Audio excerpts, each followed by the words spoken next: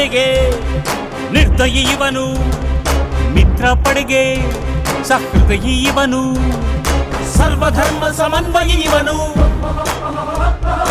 ಪುರುಷ ಸಿಂಹ ಪರಾಕ್ರಮಿ ಇವನು, ಕರುನಾಡ ಮಣ್ಣ ಕಲಿ ಕಣ್ಮಣಿ ಮನೆ ಮಗನು ಕೆಂಪೇಗೌಡ ಕೆಂಪೇಗೌಡ.